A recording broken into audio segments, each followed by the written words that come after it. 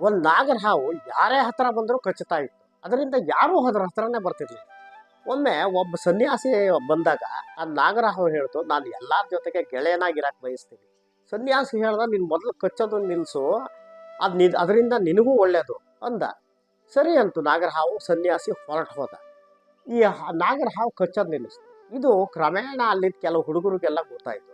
ಆ ಹುಡುಗರು ಹತ್ರ ಬಂದರು, ಹಾವನ್ನು ಹಿಸುಕಿದ್ರು, ಅದನ್ನು ಸಿಂಬೆ ಮಾಡಿದ್ರು, ಬಾಲ ಹಿಡಿದು ಗಿರಿಗಿರ್ದೆ ತಿರುಗಿಸಿದ್ರು. ಹಾವಿಗೆ ಬಹಳ ನೋವಾಯಿತು. ಅದು ಹೋಗಿ ಬಿಲ ಸೇರ್ಕೊಂಡು ಹೊರಗೆ ಬರಲೇ. 3-4 ತಿಂಗಳಾದ್ಮೇಲೆ ಆ ಸನ್ಯಾಸಿ ಬಂದ. ಆಗ ಹಾವು ಹೇಳ್ತು, ನೋಡು, ನೀನು ನನಗೆ ಕಚ್ಚಬೇಡ ಅಂತ ಹೇಳಿದ್ದೆ, ಅದರಿಂದ ನನಗೆ ಈ ಥರ ಆಗಿದೆ ಅಂತು.